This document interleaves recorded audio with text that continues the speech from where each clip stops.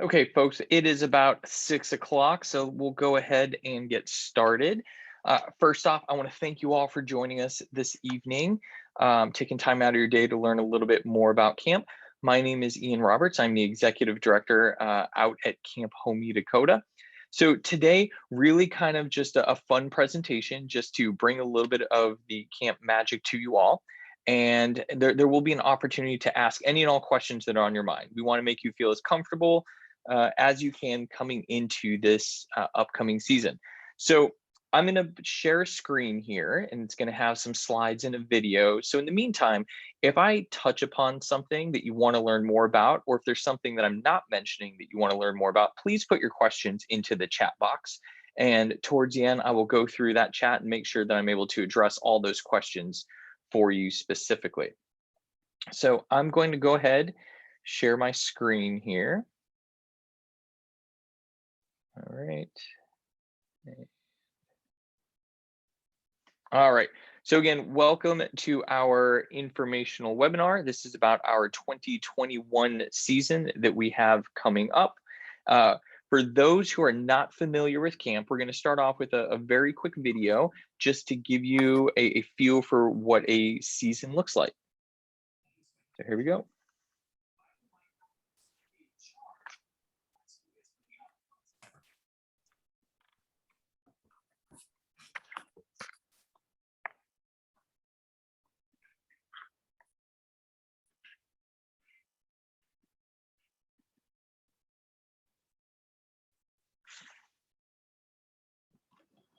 Now let's go sit down over here so we can all watch it together.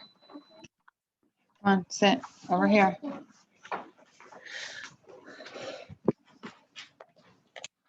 There's no sound.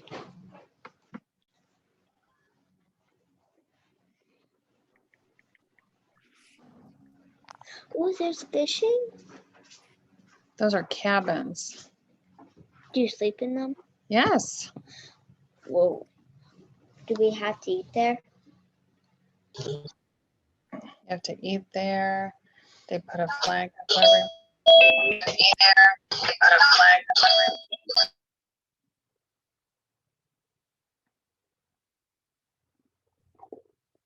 every. Hmm.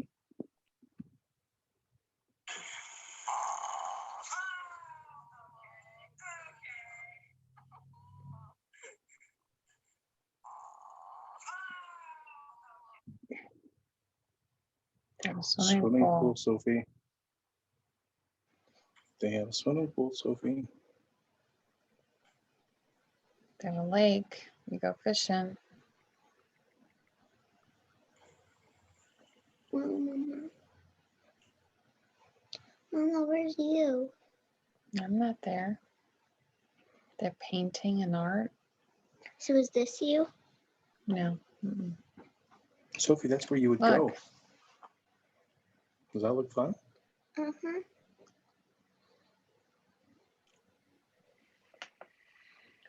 All of these kids have diabetes. It's a camp just for you guys. Look, you get to do archery. Whoa. They sing, they dance.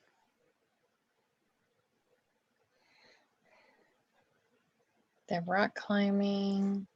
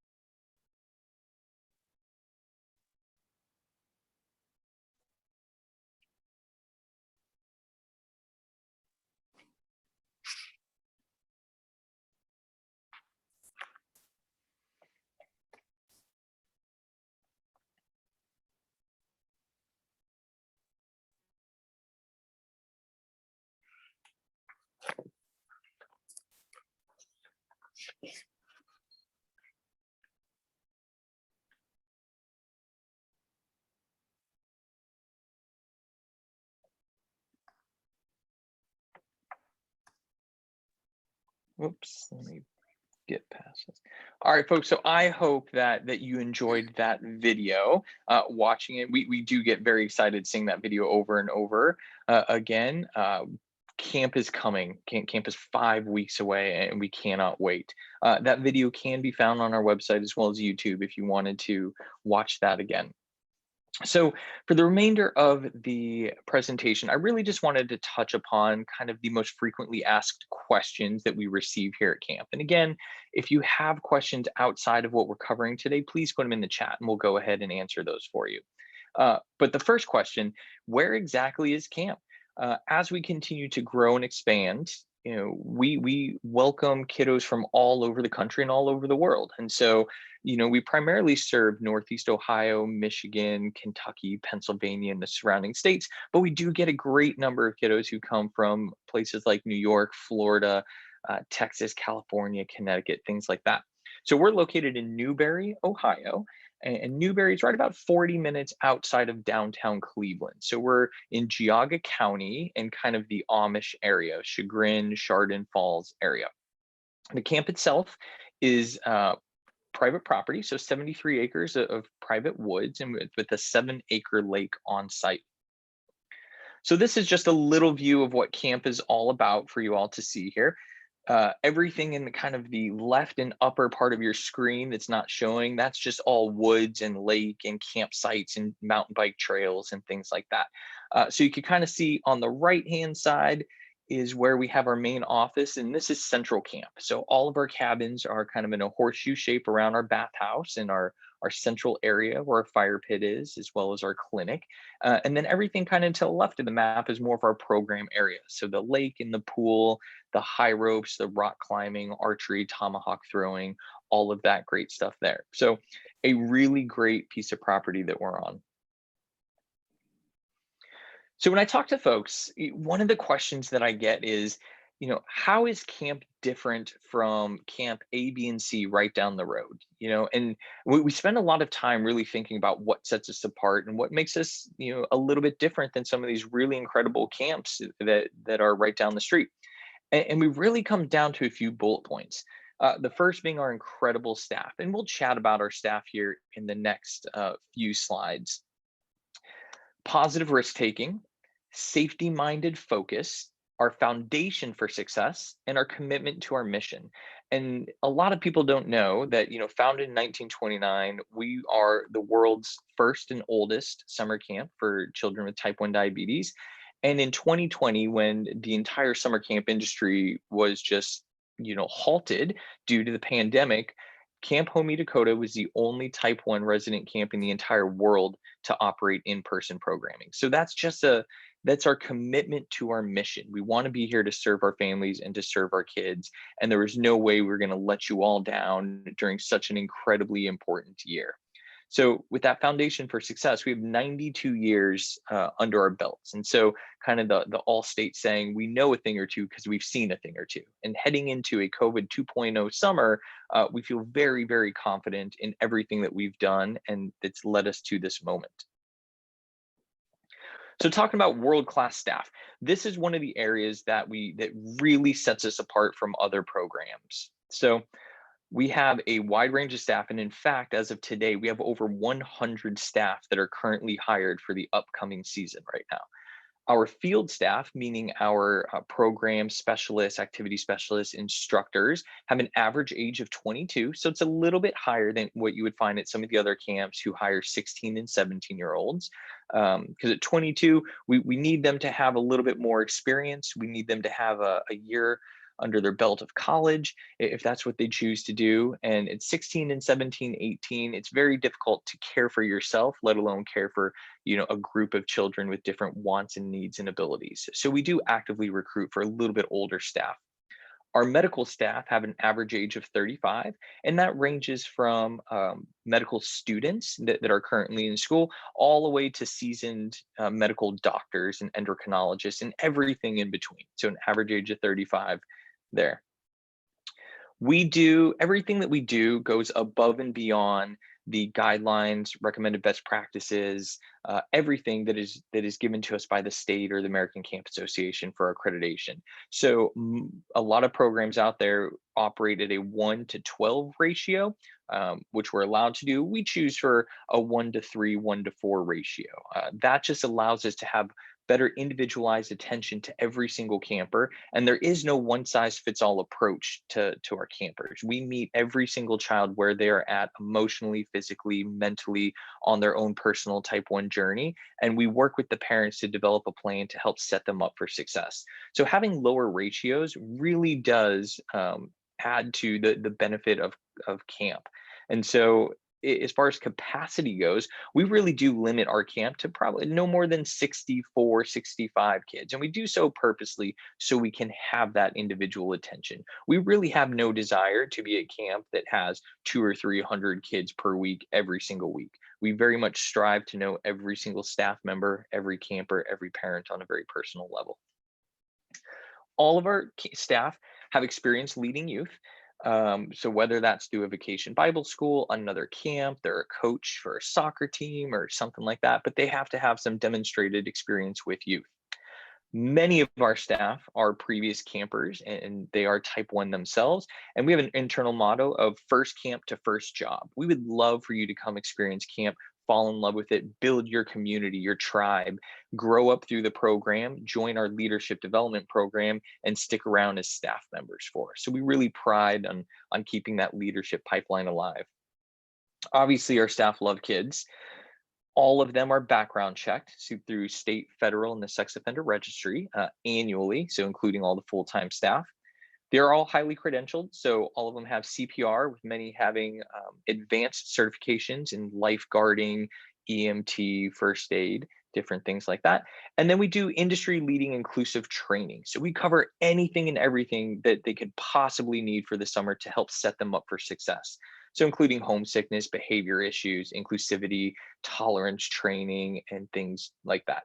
And in fact, we have one of the longest trainings available to staff in the country. So we operate a little over 2 weeks of staff training, and then we have a dedicated medical training as well. Positive risk taking. This is one of those other pieces that really does set us apart from other camps out there. So contrary to what a lot of programs will say of like, we'll promise to keep your kids safe, we will never say that to you. We just simply can't make that promise, but we can promise that we're going to teach sound judgment to your children while they're at camp. That we're going to have a great focus on safety and teaching children, empowering them to step out of their comfort zones and failing, and then identifying those areas where they could do better. There's such great learning in success and failure. We want children to lean into risk and not avoid it, because once they get a little bit older and start driving or have their first job, they go off to college, mom and dad aren't going to be there for them. They need to be able to make smart decisions and learn from these decisions. So we want them to take risks in an environment where they're fully supported and potentially fail. And then we could work with them and say, hey, what went wrong? What can you do different? If this happened to you in the future, how would you be able to tackle this situation and have a positive outcome?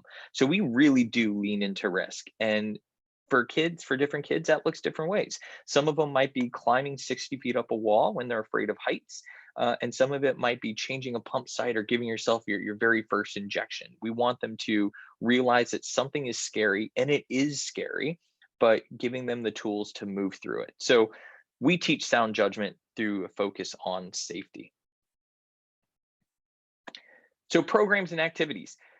This is great. Every year we're adding more and more programs. So very different than a lot of the hospital run programs that are out there. We do not view ourselves as a diabetes camp that just uses a summer programming to meet our needs. We view ourselves as a world-class summer camp program that just happens to do diabetes pretty dang well for the last 92 years. And so with that, we offer a wide range of programs for kids to try. And so that could be anything in aquatics: canoeing, kayaking, stand-up paddleboarding, fishing. It could be part of our adventure programming, which includes tomahawk throwing, archery, high ropes, low ropes, mountain biking, rock climbing, rappelling, zip lining, things like that. And then more of your traditional activities that you would maybe see on TV or in the movies of songs, games, skits, campfire, s'mores, camping out. Um, we do a lot of diabetes education, but we do not have structured periods. So from, Friday from 1 to 3, you're going to learn about carb counting. We just don't do that because our focus at camp is one, allowing your child to be the center of the universe while they're here. We want to be their cheerleaders and the world revolves around them. We want them to have a sense of normalcy while they're at camp, where diabetes is not the highlight of their experience. However, we do use teachable moments to really drill in a lot of these learnings for them. So when it does come down to mealtime, we have our carb counts. It's written on the board. The staff know about it. The campers know about it. They play an active role in choosing the food that they want to eat, and they'll learn about carb counting and help us do that so we could dose appropriately. Again, it's not a one size fits all. We're not saying 60 carbs per meal for everybody across the board. We're giving campers the opportunity and freedom to learn how to manage themselves the best way that they can. So a lot of the skills that are built at camp are very, very intentional. At the end of the day, we're, our goal is to return your camper back to you as a better human being. Like, that's what we do at camp. We just make better people. And we do that through incorporating all of these really great transferable skills into the activities that we're doing. Many times the campers don't even know it's happening.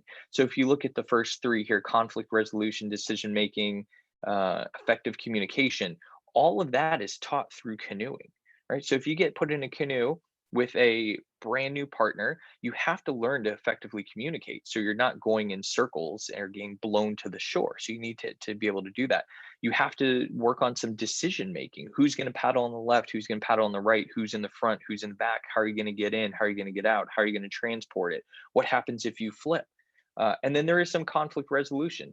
Obviously, if things aren't going their way, things get a little tense, the wind's blowing you, and tensions rise. So as all of that stuff happens naturally, our staff are there to really facilitate that process, allow it to happen, and be like, great, I see there's some misunderstanding here. How could we approach this in a way that's more effective for both of you to get back on track and get to the goal that is set before you? And so we do that with all of the different activities that are offered throughout camp. The greatest piece that comes out of it truly is an increase in self-esteem. A lot of these children come to camp not having ever tried some of the activities or have been told they can't do it or that there's a limitation. And at camp, that stuff just doesn't exist at all. So our number one feedback that we get from parents in the end of session evaluation really focuses around, wow, my child just seems more confident. They have more self-esteem. They're talking up, they're speaking out, they're taking the lead on things that they've never done before. And that's a win for us. That's a win for the parents, absolutely. So 2021, our program overview, we offer a wide range of programmings from overnight camps, specialty camps, family programs, leadership programs, buddy camps, and we've got a whole bunch of other things happening. So we've got open houses and tours, fishing derbies, kickoff picnics, rentals, all sorts of stuff. In the middle, you can see there are some discounts available for our overnight program. And then we do have a pretty robust campership program, which is our financial assistance. So throughout the year, my main job is to raise money for camp. The reality is running a medically based camp, a single disease camp, is not cheap because we supply 100% of all the medical supplies needed outside of your pump or your pod. So we supply all the insulin, the lancets, the strips, the meters, the glucose tabs, the doctors, the staff, anything you could possibly want, in addition to having our medical staff, in addition to having all of the certifications needed to be able to essentially run a hospital in the woods. It comes down to about $1,400 per camper per week to break even for us. The money we raise in the off season goes to subsidize that the best we can. So at $700 a week, we are easily one of the lowest priced camps in the entire country. And we're going to continue to work with the ultimate goal to build up an endowment that every single camper gets to come to camp for free. And so that's what we're working towards for it. We start at 5 years old, we go to 17 years old. We traditionally run 1 week sessions. So we'll have 6 1 week sessions this summer, which start on a Sunday and end on a Saturday. Parent experience. So this is one where I think that parents kind of miss out a little bit in other programs. We want to bring you into the experience, but we don't really want to. So it's a double-edged sword. So with that, one side of that is parents are really nervous to come to camp, especially after a new diagnosis, or they've never been to camp away before, they've never slept over somewhere else away from the home. So parents get really nervous, and there's a lot of, hey, I've managed them myself this way their entire life. Now I'm handing them over to you to manage very differently. And the answer is yes, great. Thank you for letting go. And we tell folks all the time, half jokingly, but not really, that leave the worrying to us. That's our job. Camp is a great opportunity for the children, but it's an incredible opportunity for respite for the parents as well. So we want you to take a bubble bath, get a glass of wine, relax, sleep through the night, sleep in the next day, do whatever you need to do because we're on it. We have 24-hour-a-day staff that are making sure everything is good. So in addition to that, we want to bring parents into camp so they get to experience the magic. The one thing that drives me insane, because I know from firsthand, because my daughter is a camper, is I know that they have an incredible week. And then when they get in the car and I said, "How's your week?" "Yeah, it was fine." "Okay. What did you do?" Nothing." "Did you have fun?" "Yeah." I know there's a whole lot more that goes on. So we want to make sure that parents understand that as well. And so with that, every single group has a digital camera that they carry with them, and they're required to upload a minimum of 100 photos per day. So every single day of the week, we're uploading 500 to 1,000 plus photos to a secured, password protected website every single day. So you could see in real time what is happening with your child at camp. We send you all emails throughout the week, which updates you. Hey, group A is canoeing this morning, they're kayaking this afternoon, and they're going to do an overnight program. And then you can read about it and see the photos coming through that evening as well. Our directors, myself, our camp director, Eric, who's not on the call right now, we're available 24 hours a day. So anytime folks need anything, they could get a hold of us. Prior to your scheduled session, you're going to receive a few informational emails. You're also going to receive a personal phone call from our team to learn more about your child. What are the outcomes you really want to get out of the camp experience, answer any last minute questions, things like that. And then in a traditional program, traditional year, we do a parent day where we get to hang out on site and get to experience camp, go canoeing, kayaking, shoot archery. That is 50-50 right now. As regulations continue to change with COVID with regard to childcare licensing. So we'll see how that plays out. And then, of course, parents can send emails to their children daily.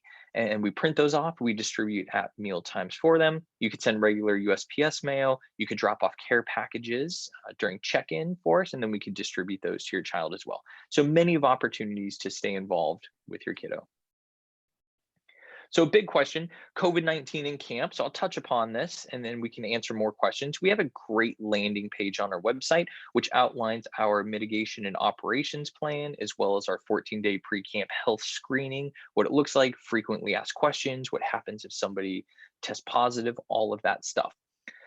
What I can say with COVID-19 in camp is, again, we have a season under our belt, something that no other diabetes camp in the world can claim.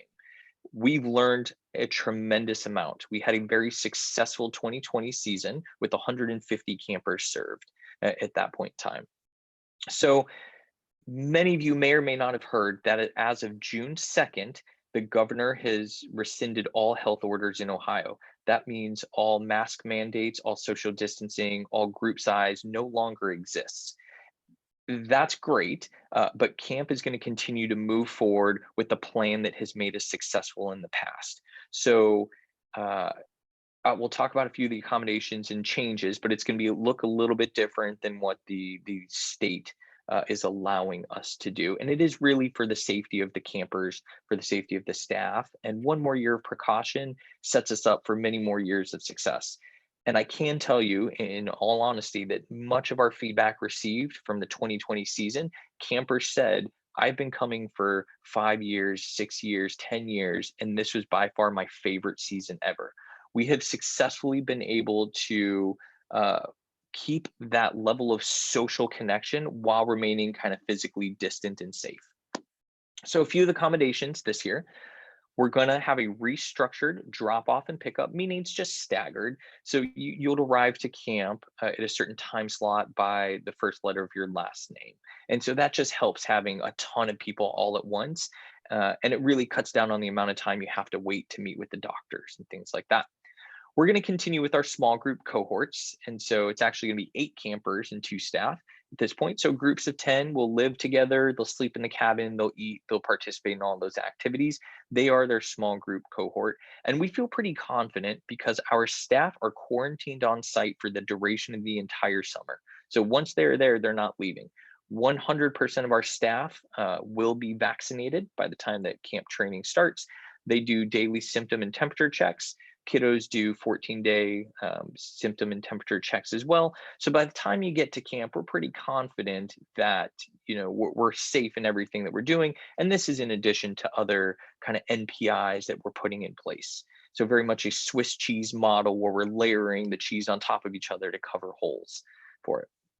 We do have one-way traffic. So like our dining hall, one way in, one way out.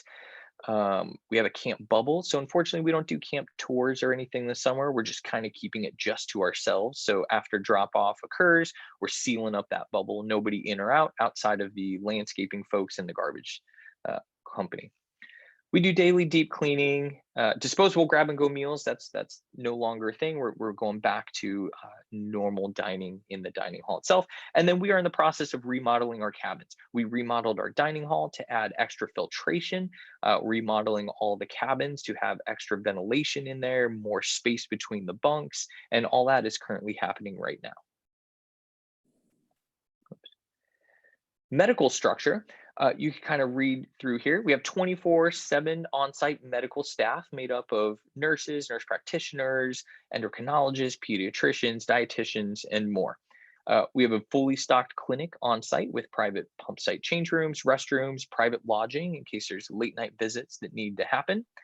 We are supported by some really great large hospital systems, including the Cleveland Clinic, University Hospitals, Akron Children's, Metro, and a few other smaller ones. So many of those doctors serve on our board, they serve on our medical committee, and it truly isn't uncommon to have a checkup in the office one week, you come to camp a few weeks later, and you might be canoeing with your endo.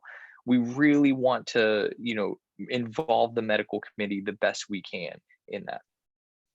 Again, we provide all of the medical supplies and insulin, and there's a list online that you can kind of go down through to see what we do or what we don't provide for it. And then our goal is always to have a dedicated nurse assigned to a cabin group or kind of playing zone defense for a group of cabins. So they're with them. This allows for much greater engagement and management of each individual child. So instead of a group of nurses trying to figure out 60 different kids, you're going to have one nurse who's responsible for 8 children, and they get to have individualized management with that child. They get to talk about changes they might want to make. And it just makes for a much better situation when you're able to have more freedom over your experience at camp. So I will go ahead at this point and start taking some questions for you. I'll take a look at the chat. I see quite a few has come in here. And if there's anything that I'm missing, please type it in there or unmute yourself and let me know.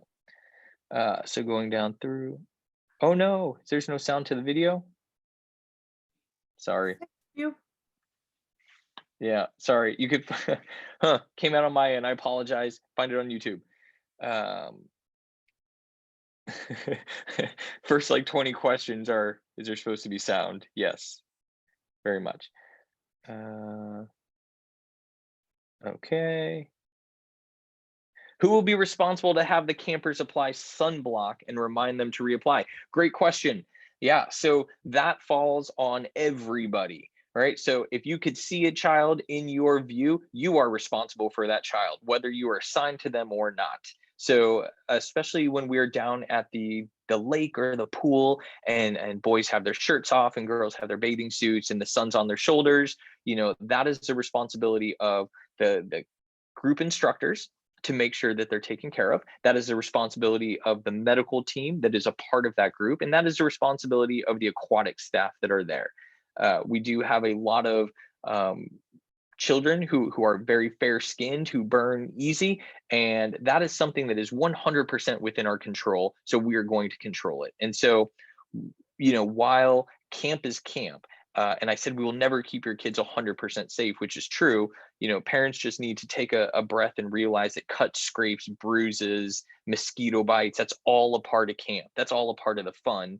But severe sunburns on the tops of their ears and shoulders is not a part of it. And that's 100% on us. And so we make sure that we are on top of it. We use a sunscreen called Rocky Mountain sunscreen, which is really great for the kiddos. And we have gallon jugs of it that sit down at the high ropes course, at the lake, at the pool, things like that. What percent of your staff has type 1? That's a great question. I couldn't tell you an exact percent. If I had to choose, I'd say probably 80%, 70 to 80%. Majority of our campers, majority of our staff who come up through our leadership program are campers themselves. So they come in with type 1. Being a type 1 camp, we just happen to attract type 1 folks. However, there are some, that are kind of split. So I do not have type 1, but I see on our call, Trina, who's our healthcare manager, is on. She has type 1. So every other person, at least at camp, but it very much skews towards the majority of the staff who come in have type 1. Majority of the medical staff, probably not, but they have an interest in endocrinology and pediatrics, and so they'll come to camp at that point. So great question. Oh, it looks like Trina answered that a little bit. Now that COVID vaccine is approved for 16 plus, will we encourage camper and staff vaccination? So yes, because it's tricky, because it's under emergency use authorization at the moment, we cannot legally say, hey, staff, you have to be required. However, it is an absolute expectation of every single one of our staff members that they need to be vaccinated. So by the time camp starts, 100% of our staff will be vaccinated. Those who are hired who choose not to get vaccinated, they're not going to be terminated. They're simply going to be placed in a non-child facing role, meaning they're going to be our maintenance folks for the remainder of the summer. So they're away from everyone and doing that stuff. That's enough to scare them into getting the vaccine. So that is the goal. For those kiddos who are, it's 12 and up at this point, and then likely September for the rest of them. For those kiddos, we're going to highly encourage it. But again, we cannot require it. So it makes sense to us as an organization to encourage it, but again, we're not going to require that for it.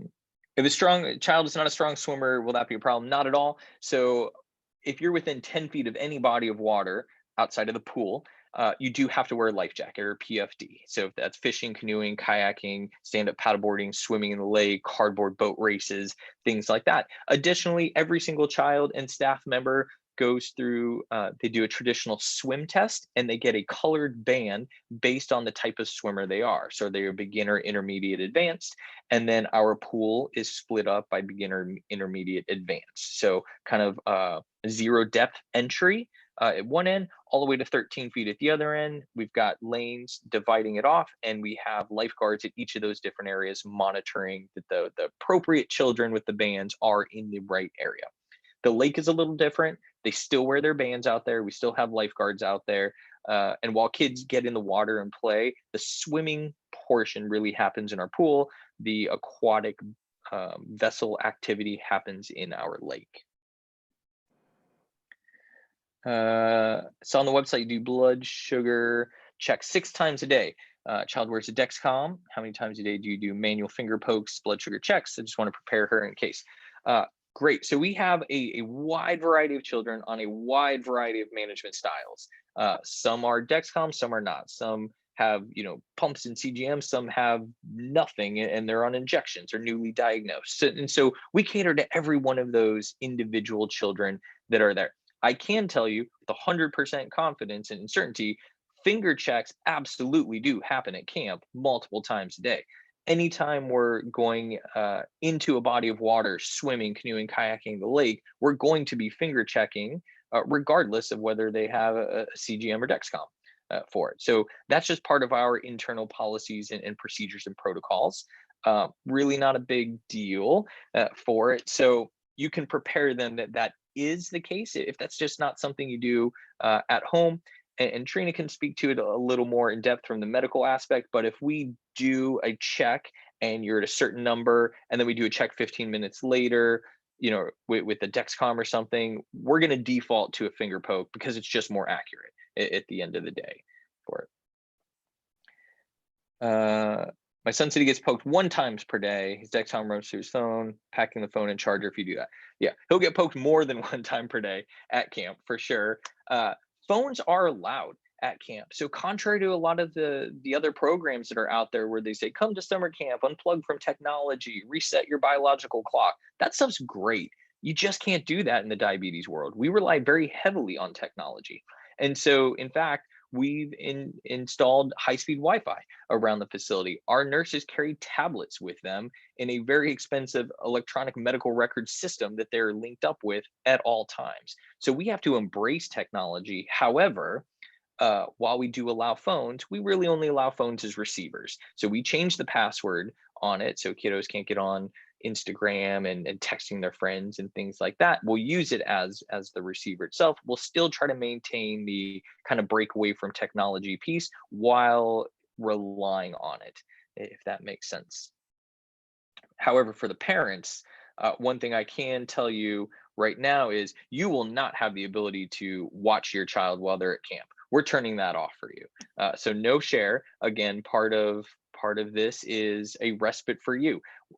One, I don't really want to be called 15 times a day because you see numbers going up and down when the doctors have been on it for a long time at that point.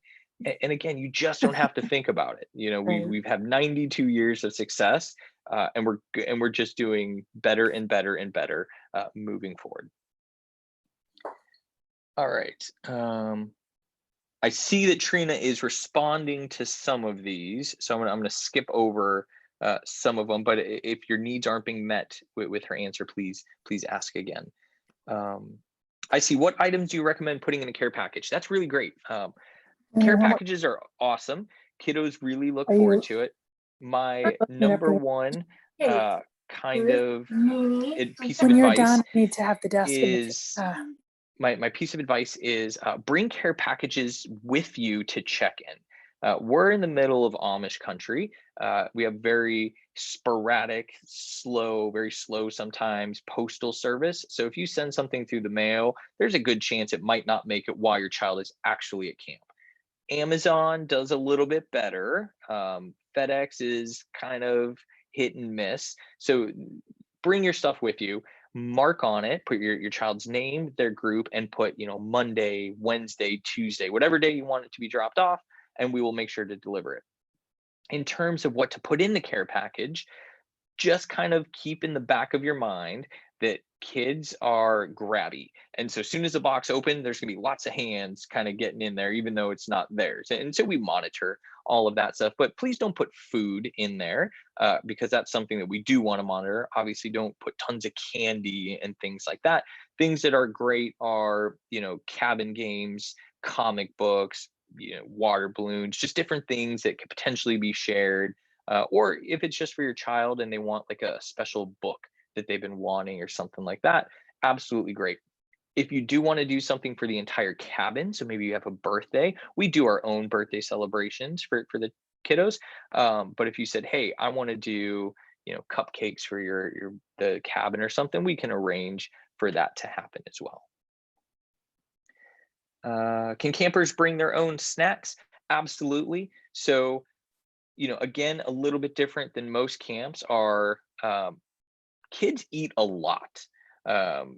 And so we want to make sure that they are well fed camp is a very high energy, go, go, go environment that sometimes you're just not used to, especially if they're still in a school district where they're hybrid or virtual and they just don't get that outside time that they've had before. So if you wanted to bring a snack, you are absolutely more than welcome to. But we do keep a fridge in our dining hall fully stocked with food that kids can grab at any time they want. Mostly free snacks, carrots, string cheese, beef sticks, different types of fruit and things like that. We also have scheduled morning snacks, scheduled afternoon snacks, bedtime snacks, and then obviously our breakfast, lunch, and dinner that goes in there. So there's plenty of food. We never ever want a child to say that they're hungry or they never got enough. It just doesn't happen. So we will have snacks available. But if there's something you wanted to bring specifically for your child, you can do that.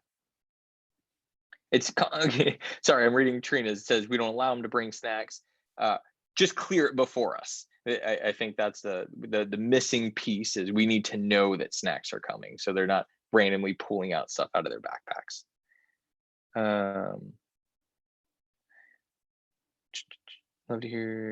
Love to hear from Catherine. Is this COVID? Love to hear precautions in cleaning. I don't know if Catherine's on here still. All right, I'll skip over that. If you heard me, Catherine, you can let me know. No, it was just a comment. We just loved hearing that precautions were going to continue. Yes, absolutely. It's I last year I was sick to my stomach every single day, and I'm not interested in having that again moving forward this year. So we are going above and beyond as we do with everything to make sure that camp is great. I see masking will not be required, right? So yes and no. That's a great question. So masking will be required during the days of high contact and potential transmission, meaning check-in and check-out days. So during check-in days, 100% of everyone, kiddos included, will be masked when you come into camp. However, once we get through, parents are off site, the group split and do all that stuff, and you're within your small family group or your cohort of no more than 8 kids and 2 staff, then the masks can come off. So there is no expectation that we're wearing masks, while we're doing all of our activities, clearly not while we're showering, swimming, sleeping, eating. However, if there's bad weather and we all have to shelter indoors and there's multiple groups that they're going to be within 6 feet of each other, then masks will come back on. So we're going to continue that through the summer, but it's not going to be 100% of the time, but it is going to be part of the time. So that's just a part of our policy for this year. All right. Are there sinks in the cabins? Or everything in the bathroom, the showers. At this point in time, there's no plumbing within our individual cabins. However, the cabins are within a stone's throw of our central bathhouse. Central bathhouse has a guy side, a girl side, and then further split between an adult guys counselors and then adult female side. So we don't have adults showering or going to the bathroom with the children at all. So it's separate that way. However, when they are showering, they are monitored. Meaning staff member will be within earshot to make sure everything's fine, things like that. But that's where everybody will go to utilize the restrooms and the sinks and the showers. We also have private bathrooms within our healthcare clinic, within our main Great Hall building, and within our pavilion and swimming pool area. So we have lots of facilities available for the children while they were there. Okay, I see Trina answered overnight checks. I saw somewhere we can email kids. Is there a certain email? Yes, it's just letters@camphomeydakota.org. On day 1, you will get an informational email sent to you that says, hey, here's your password for the protected gallery online, and here's where you can send letters to your children. And so all that will be sent out.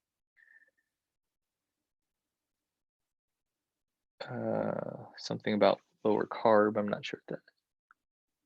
How does carb counting work at meal times? What about extended boluses, extra boluses for overnight coverage to stay in range? Carb counting, and I'll let you answer this one because I see your response, but I don't know if that's for before or after, but you can answer this one.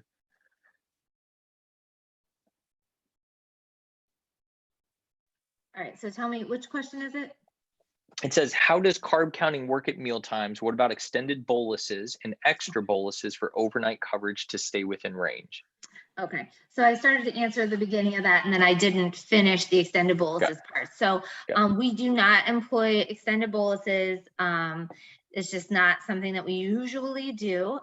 If it's something that the provider thinks is incredibly necessary, we may change that and add that if needed. If they're out of range, we're going to follow up in certain periods of time, no matter what, if it's lower or higher. We check them throughout. They always get a check at bedtime. So if they're out of range at bedtime, then we're going to follow up within a couple of hours, 2 hours, to make sure that they're back in range, and we'll give corrections at that time. If I may, Thank you. so that was my question. So if you say that you're running higher ranges during camp, can you give any kind of indication around that? Like if our kids like used to being on control IQ, very well managed, try to stay really, within, a normal target range, and he's like 150 higher, 180, et cetera. And I know that there's a huge impact with exercise and all the activity during camp, but then there's also the flip side with all the carbs and the different food. So just trying to make sure that like he's not gonna run crazy high overnight. Right. We definitely don't want that. That's not our goal. Our goal is for them to avoid any severe hypoglycemic episodes, and increased exercise, and then the different foods. Maybe they're eating more than normal, maybe they're eating less. Every kid's a little bit different. At check-in, there is an endocrinologist at check-in that evaluates their numbers, goes through those things with us, goes with the parents, make suggestions for the changes. Now you're welcome to, add input to that. You guys can discuss it together. With Control IQ, we put them in exercise mode, and that is to avoid any hypoglycemic episodes. Now that is a decision that was made by our medical committee, which is made up of a lot of doctors and other medical professionals. We have at least 4 endocrinologists on there that have all weighed in and think that is the safest plan for the high activity level. And also, other things can be adjusted at that time if necessary. So sensitivity if needed, carb ratios, and they evaluate it throughout the day. All of our medical staff are watching their blood sugars throughout the day. And then the providers do rounding as well. It's either every day or every other day, depending on the need of the child. And then we can reach out to them at any time. There's an endocrinologist on call 24/7, whether they're present or not. And there are always a doctor on site as well. Can I something really quick? Oh, sorry, to kind of follow up to that. Sure. So I'm just, this is going to be her first time coming, and she's only 2 years out from diagnosis, and she's younger. So I'm guessing that, and she's, sorry, I should say she's on a Dexcom and an Omnipod pump. I'm guessing that most of the kids probably have to get some type of dosages adjusted and changes during that week of camp, right? Okay, just want to make sure, because no, you're absolutely right. And at check-in, for the most part, most of the kids, we lower their insulin needs at check-in. So we're going to reduce the amount of insulin they're going to receive. How much depends on the child and that evaluation by the provider. And then at the end, when we pick them up, do they kind of go over numbers, or maybe do a quick, like, this is sort of how she did, this is sort of what we changed for this week, So in the past, we definitely have done that at checkout. Because of the way the COVID climate is now, we email you a detailed list of all of the things that went through. So it's from our EMR system. So you'll see all of the changes that were made, when they were made, what settings they are on right now, and also a reminder to change them back to their home settings. Perfect. Thank you. Hi, I have a follow-up question. Yeah. Can you guys hear me? So my son was just diagnosed in October, and he is on the T-Slim with Control IQ, but very low doses of insulin, and he's still in the honeymoon period, and his insulin needs kind of yin and yang anyway.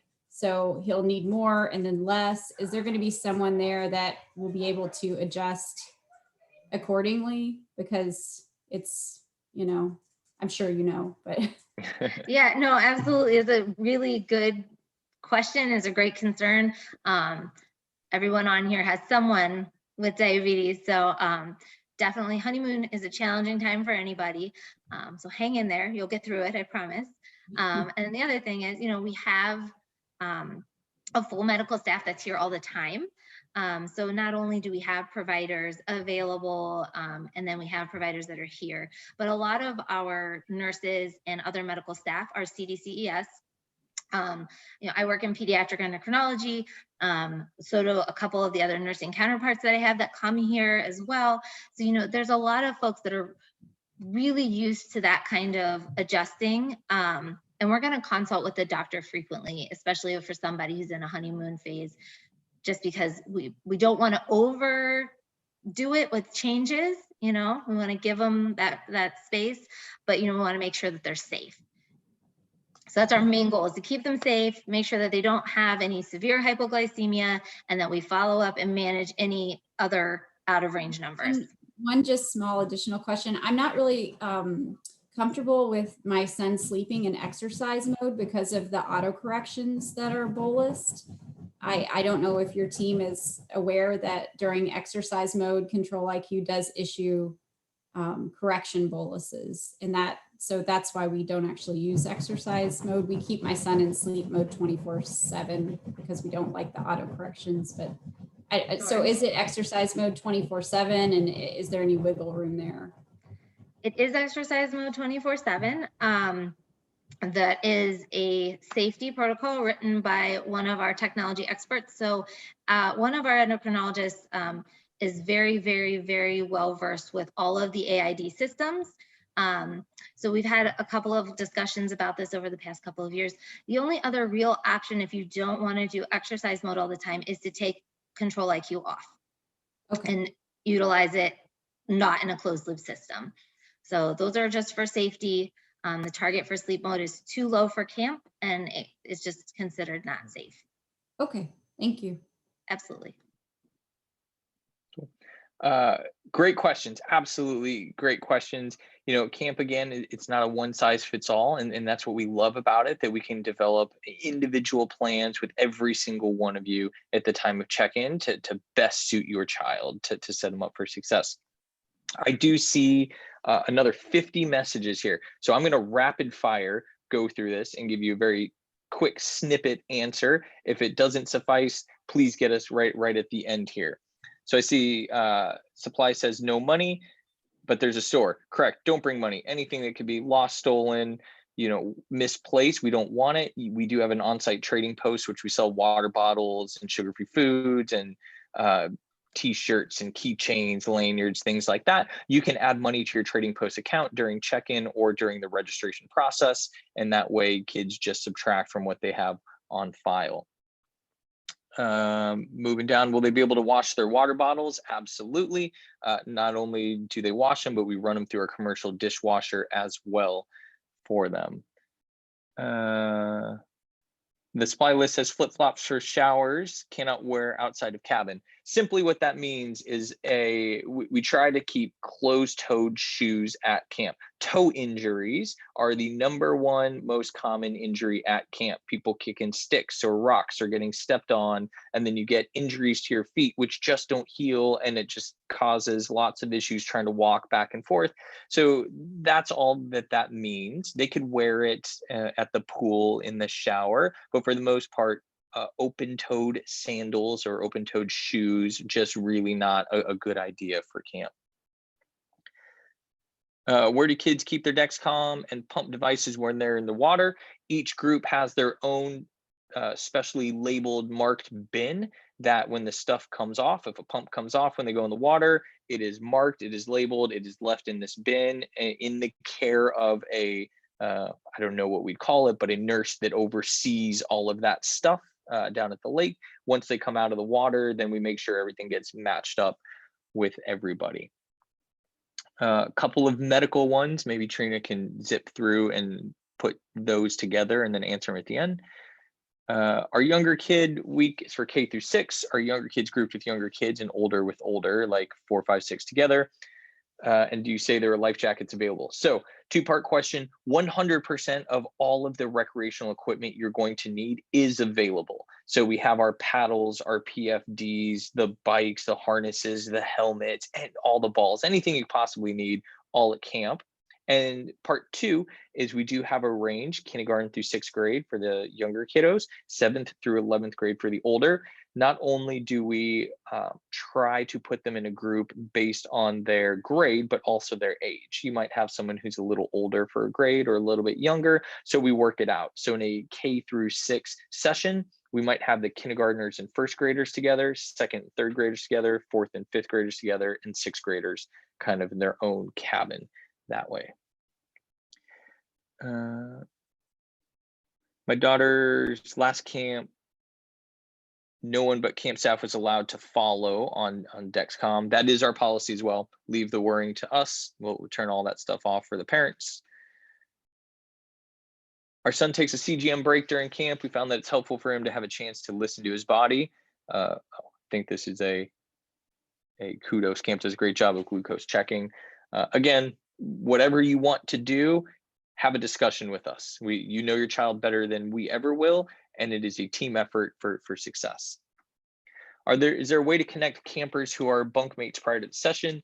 Maybe parent contact info if they consent? Absolutely yes. During the registration process, there's a little checkbox somewhere in there that says, would you like to be included in a 2021 parent contact list?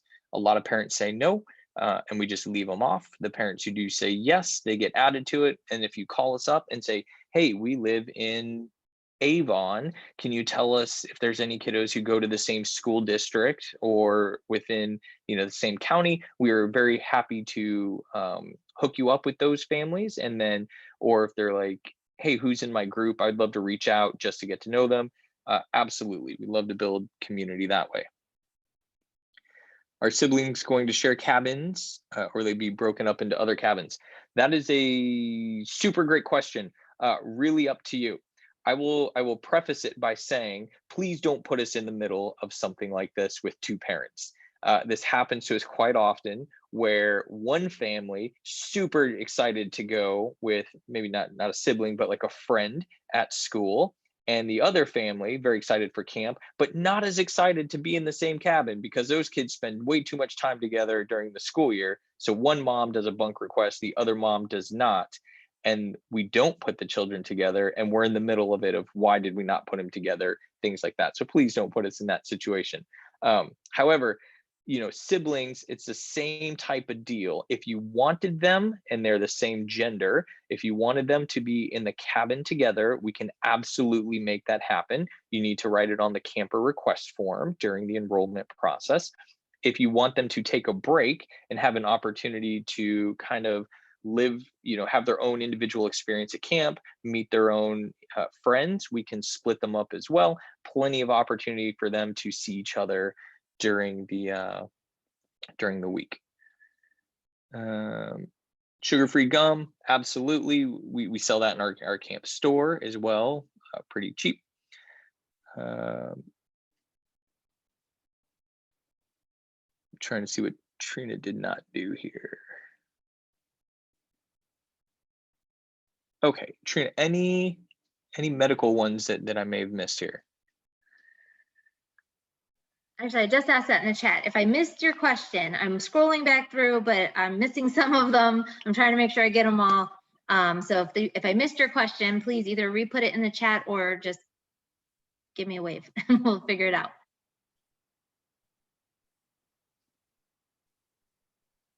Okay.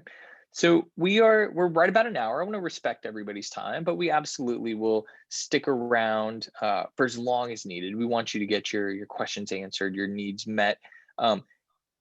Go ahead, and you don't even need to chat. You could just unmute yourself and ask, what's on your mind with regard to our staff, our credentials, the program, the pricing, the activities, the medical aspect, any and all of that stuff. Hi, can I ask a question?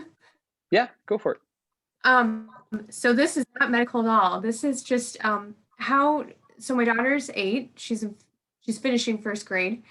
How do your younger first time campers typically do, with the homesickness? I mean, she's been homeschooled this whole year just because of Mhm. weirdness of COVID and everything, and she's an only child, so she's so excited to come. I mean, she talks about it, Good. but talking about it and then being dropped off, you know, people you don't know is totally different. So do the younger first time kids, generally after the first couple hours sort of ease into it, and then all is good and they totally forget about mom and dad? Great question. Really depends on the child, right? And so I would start off by saying, a lot of parents will say homesickness, homesickness, homesickness. And in reality, missing home is not homesickness, right? We have truly very few cases over the last 10 decade of homesickness where kids aren't eating, they're making themselves sick, hurting themselves to go home. It just doesn't happen at camp because kids want to be there. However, missing home, a totally normal, natural thing, because it just means you're coming from a place of love, right? And especially for our staff who are also quarantined on site, they miss home, right? They want to get out of there too. So we have a lot of children who can relate to it. Really, we have a lot of very intentional programming put in place to kind of mitigate it. So for example, day one, you might have some tears, right? When you drop them off, you're in the deep, dark woods, a scary place, you don't know anybody, things like that. Our staff go through extensive training to learn a program called WESTI. And WESTI, it's an acronym, it starts with, warm smile, eye contact, ask their name, introduce them to someone else. So we start off by making connections right off the bat. It starts even before that in the registration process where there's a form called parent letter to staff and a camper letter to staff. This is your opportunity to let us know what your desired outcomes are for your child. If there's any sort of life changes, whether it's a death in the family, a divorce, anything like that we should know of.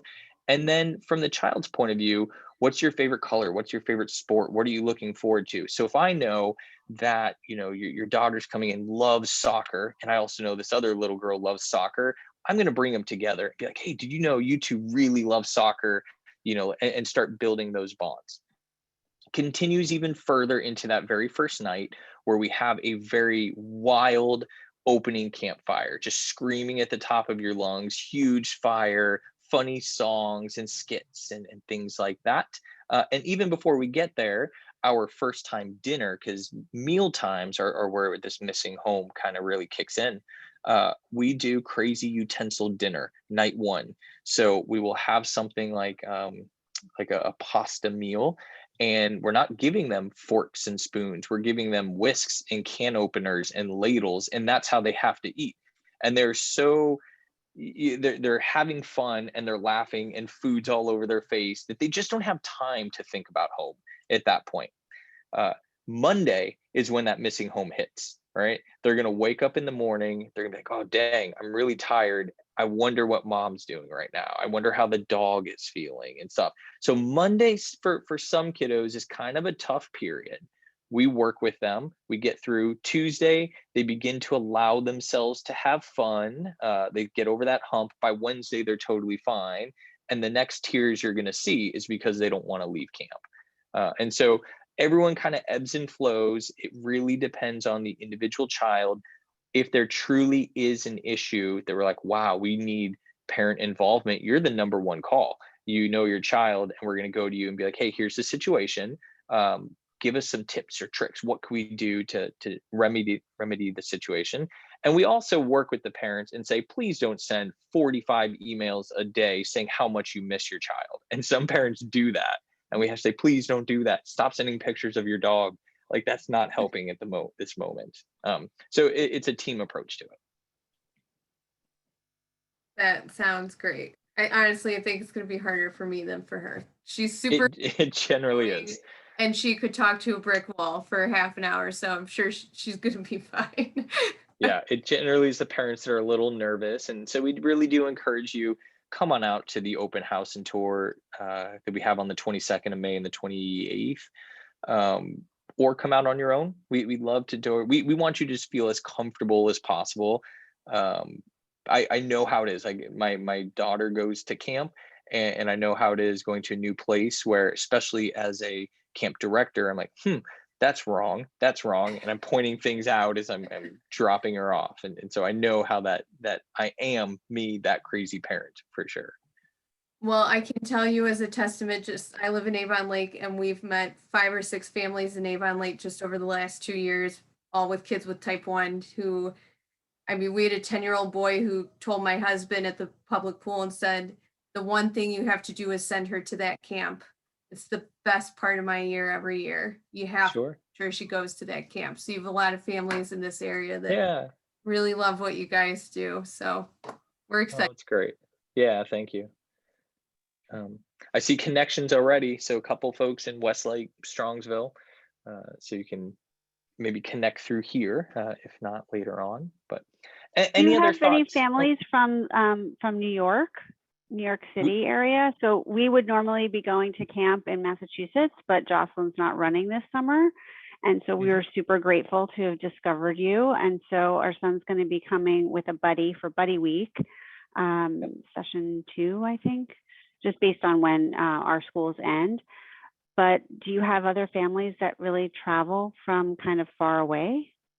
We do. Yeah. So our primary draw, as you can imagine, is Northeast Ohio and surrounding states. We get a lot from Michigan, New York, but New York is only 40 minutes away from us because we're Northeast Ohio. New York City is a little different. It's about 7 hours. Yeah, right? we're aware. So, Cleveland's a great spot. It's kind of Midwest. So we draw from everywhere. I do know Lynn over at Clara Barton, and we've had a lot of conversations with her, and it is a bummer that things weren't able to work out. And, however, we do have several Clara Barton families that will be attending, several from Connecticut, some from Massachusetts, and we do have several who are coming from New York City area. I don't know New York City very well, but I know they're coming from that area and they're planning on driving and then sticking around for a week.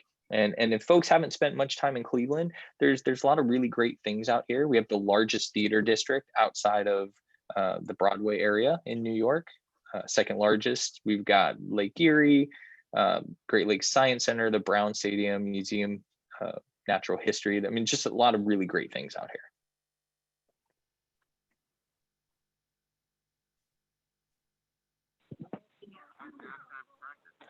I have a question, and I apologize because I missed the meeting part. But I have a 6-year-old who we're looking at having attend, and he still has some accidents at night. So I'm just curious, like, how you guys deal with that kind of stuff, or would that mean it's too early to send him? Yeah, great question. Not at all too early to send them. Having accidents at night, a totally normal, natural part of growing up. And we have several times this summer, we have children who have accidents. So what we do is we have additional sleeping bags that are kept in our clinic. Instructors or counselors, part of their job, part of their training is to physically inspect the bunks every single morning. So what happens is sometimes when a kid has an accident, they're a little bit embarrassed. They don't tell anybody, and they may end up sleeping in that kind of soiled sleeping bag for the duration of the week. And we don't want that to happen, for obvious reasons. We don't want kids to make fun of them because it smells. We don't want them to get rashes, Right. things like that. So once they leave in the morning, our instructors go through and they manually touch all of the sleeping bags just to make sure, mostly for the younger kids. Older kids, not a big deal. If a sleeping bag is discovered to be wet, at that point, it's removed from the cabin after the kiddos have left to go to breakfast. A replacement is brought in, or it's, if it's in the middle of the night, we'll give them a replacement. If it's in the morning, we will wash it, we will dry it, we'll clean it up, we'll put it right back on the bed. All the mattresses are sealed. So the mattresses you wipe down themselves, nothing soaks in. And then we will pull that child aside when no one is looking and say, hey, did you have an accident? Let's talk about it. Let's take your clothing. We'll wash it and we'll dry it for you. And we'll just try to build up a good rapport and bond. So if it did happen again, like they're not trying to hide it, they could just come up and be like, hey, happened again. And we say, great, not a big deal. Go have fun. We'll take care of it. So we try to make it not weird, if that makes sense, the best way that we can. Okay. So If the it's kids something don't that you usually know get made about- fun of? Oh, yeah. If it's something you know about, we encourage you to send pull-ups or whatever they would normally use at night, and we can discreetly Yeah. make sure that they have those things. We have some in the clinic also, but if they're used to wearing something specific at home, that's always helpful. Okay. Okay. But the kids don't usually get made fun of or anything like that?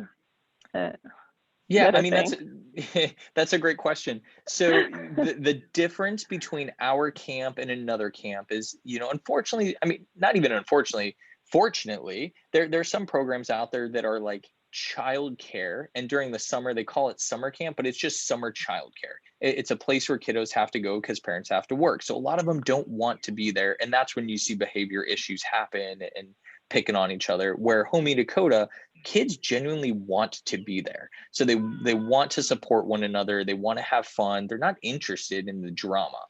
And so a lot of that stuff doesn't happen. However, kids are kids, right? And right. there is an opportunity or a chance that they might say something or pick on somebody, but it goes back to our staff. They're trained to understand it. They're trained to recognize it. They're trained to intervene and make sure that it doesn't happen. We are a zero tolerance for bullies at camp. Okay. But parents have to understand the definition of bullying, though. Somebody making fun of them because they wet the bed, it's not bullying. If it's a continued thing over, the course of several days causing harm, then it's a little bit different. So I hope that helps kind of. Sure. Yes. Okay, I have one other question. Sure. On session 6, do you allow kids that don't have type 1 diabetes at session 6, or is all of the sessions just type 1 kids? How does that work? Yeah, so it's a great question. So we primarily serve the type 1 community. We do have a program called Buddy Camp, which happens the week 2 and week 5. So for the younger kids and the older kids, where there's an opportunity for a camper to bring a non-type 1 camper with them to camp. We allow this because, unfortunately, especially here in Cleveland, the medical care within the school districts is just not great. You might have one nurse rotating between 10 schools, and it's just the support's not there. So Buddy Camp allows a non-type 1 friend, cousin, neighbor, classmate to come to camp, have a really great time, and get to know a little bit more about diabetes. So when they go back to their schools, they're going to be able to be like, wow, you look like you're low, or you look like you're high, because I recognize these symptoms. I know what it looks like. I know what to do. I know to go get a juice box, and so you're building this level of support. So that happens for our buddy camps. Week 6 is a little bit different. Week 6 is for the first time, we are trying a hybrid week where it is open to type 1 community first, and that's what's filling up, but we will be open to the general public who do not have an association with anyone at camp themselves. So far, we haven't had a ton of those kiddos yet, but we are just piloting it at this time. So it's a hybrid week. Okay, for the buddy week, do the kids then have to be like the same sex, the same like age group to like bring a friend? So they would need to come in the same eligible week, right? So if you had a boy and his buddy was a girl and they both fit in the 7th through 11th grade, totally fine. They can absolutely do that. they, obviously will not be in the same cabin for sleeping, and Right. they're likely Okay. not going to be in the same group because we're keeping our small cohorts. They will get to see each other at camp. They will get to interact. The non-type 1 camper will still get to experience what it's all about. But if they're 2 boys or 2 girls, we absolutely could put them in the same cabin in the same group. Okay. Okay. Okay.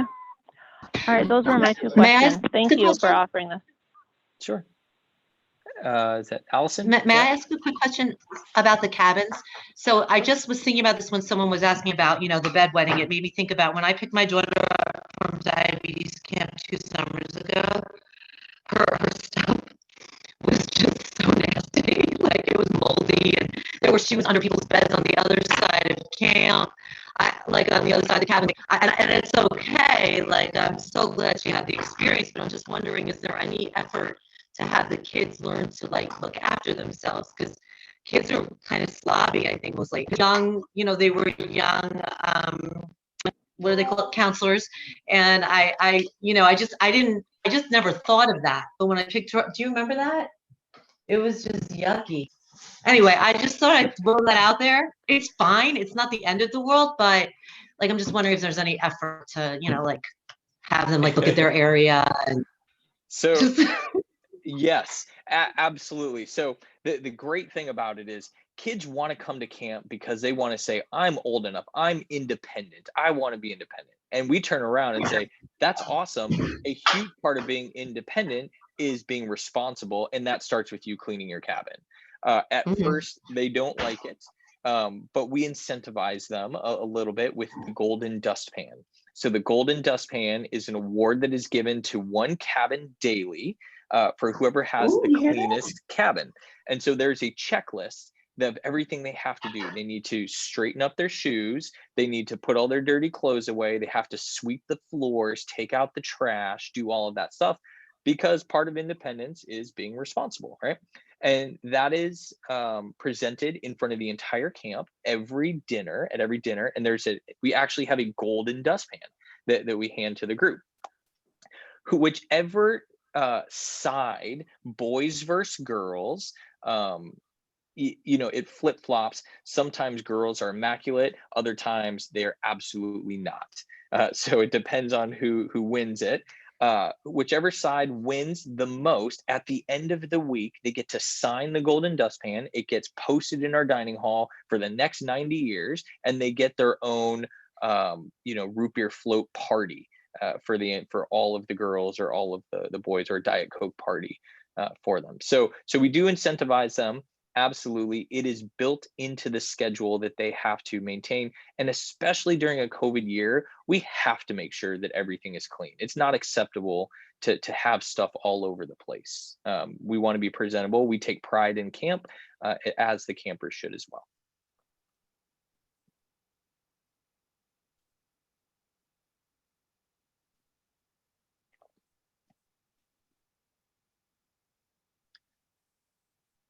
Okay, any additional questions out there? I have one other question. Sure. On the you guys start Sunday and run through Saturday. Is that how the weeks work? Correct. Yes. Okay. So on Saturday, what time is like checkout? Is that like a get up, have breakfast, check out kind of a day? Kind of, yeah. So checkout will begin at 9 o'clock in the morning. So we'll get the kids up. We will have breakfast. They will be packed already from the night before. They will receive all their t-shirts. So we're sending them home in clean clothes for you. And we're making sure that anything that's wet does not get put in a suitcase. It gets put in a plastic bag, things like so. All that stuff kind of happens on Saturday morning. They eat breakfast. They do everything that they need to do. Checkout starts at 9 o'clock. You get more information on an email that comes out on during the week. And then you just go through the process itself. And then the parent day that we talked about is to be determined at this point in time as things continue to change a little bit for us. When you say parent day, I missed the meeting. Sure. So is that during the week? So Parent Day in a normal year, and we're not going to call this a normal year, we have a Parent Day where, you know, when it comes to checkout, parents come down, they see a ceremony, they get to take part in awards being given in small groups, they chat with the counselors, and then they get to spend some time doing the activities with the kids. So they'll take you canoeing, stand-up paddleboarding, archery, high ropes, things like that for a couple of hours. This year it's 50-50 on, you know, whether we can really have those folks on site and the exposure and things like that. If it does not happen, it'll be, you know, a 9 o'clock start for pickup, and you just drive on up, get the kiddos, and we'll, you know, give you an update on the week. You'll get a sometimes handwritten, but a written parent letter from the staff giving you an update on how your child did. You'll get that medical information that Trina was talking about emailed to you as you depart, and then you're good to go. Okay. Okay. I'm asking, I'm still looking at week 6, and we have a wedding to get to Saturday. So Sure. I'm just wondering if that's even like a possibility to, like we'd have to pick up in the morning and leave to be able to get to the wedding by, you know, 1 or 2 or whatever. So I just didn't know if that was possible, or if I would have to pick them up. If even pick up early is an option. Totally. Yeah. You know, pick up and drop off, if it has to be outside of, you know, the staggered times it's given, is absolutely an option. We just ask that you communicate with us so you don't show up at 7 o'clock and we have no idea and we're kind of running all over the place. And we do have parents who do that because we do realize that life doesn't stop because camp is in session. There's still soccer games and weddings and birthday parties and things that people need to get to. Sure. Okay. Okay. Well, thank you so much. Sure. I appreciate it. Is there any chance you guys would allow the bridge weekend of the July 4th? Like us New Yorkers, we all have the same problem with the school situation where June 21st is the 5th grade graduation, for example. And so we wouldn't be able to come for a June 20 start. I guess we could come, I don't know, if you wouldn't allow like not starting on the same day with everyone, right? You could. So yeah, I mean, we do have that. Again, you know, we have kids who are, you know, they're in a basketball tournament because they made it to a championship they never thought, you know, and it's whatever. So we do have kids, if you needed to arrive Monday morning, we have a lot of kids who do that as well.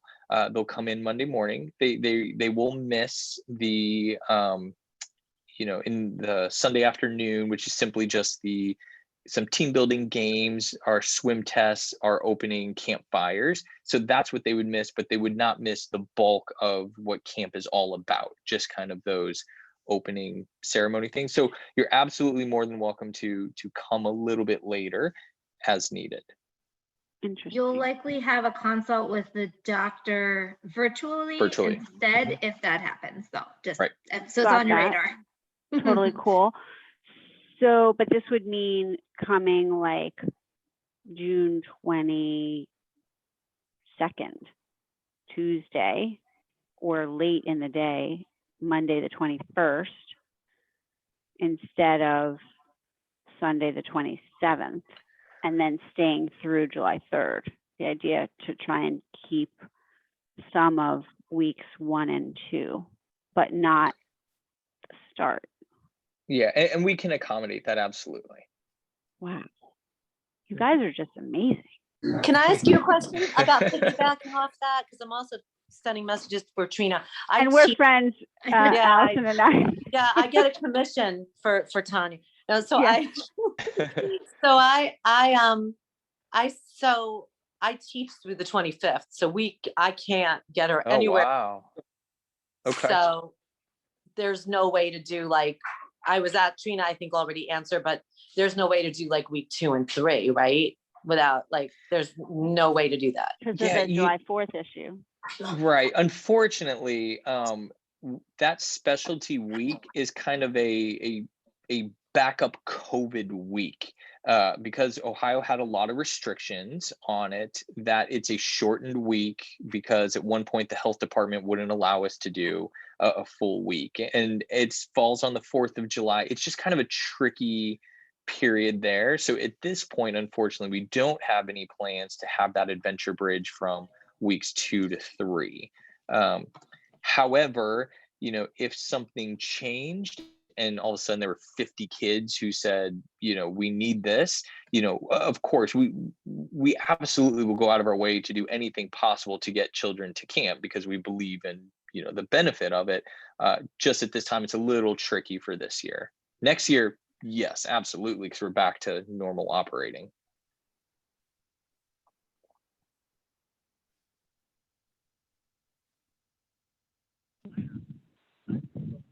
How many kids do you usually have in a session?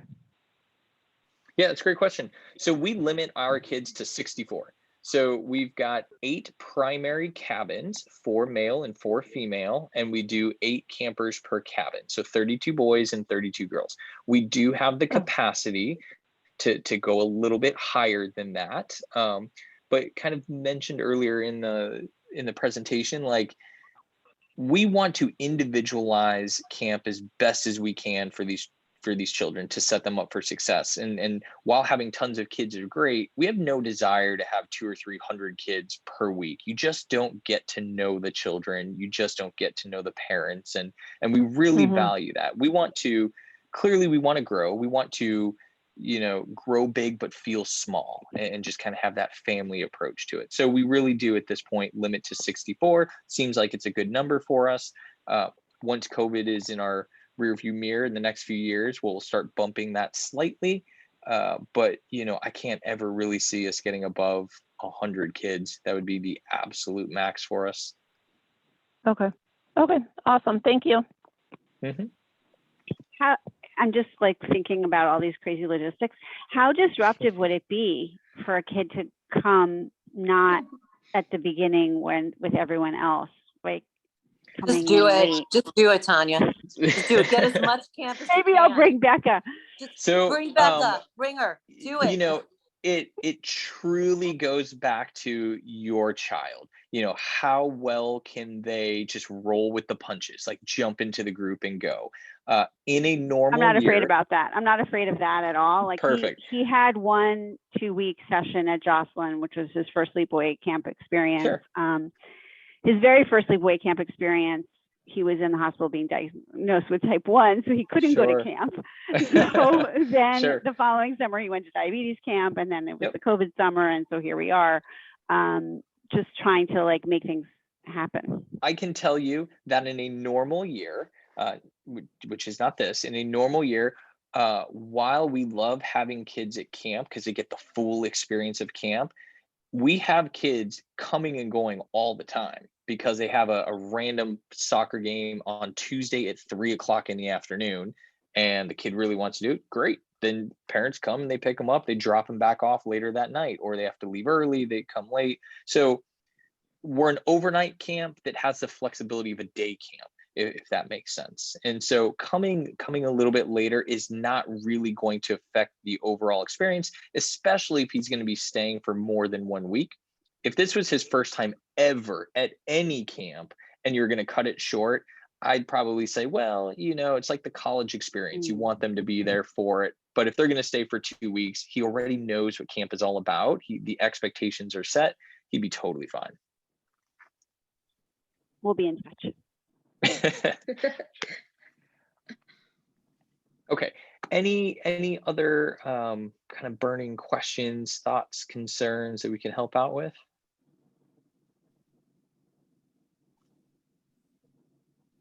Okay, perfect. Well, I want to respect everybody's time. So it's 7:30 now.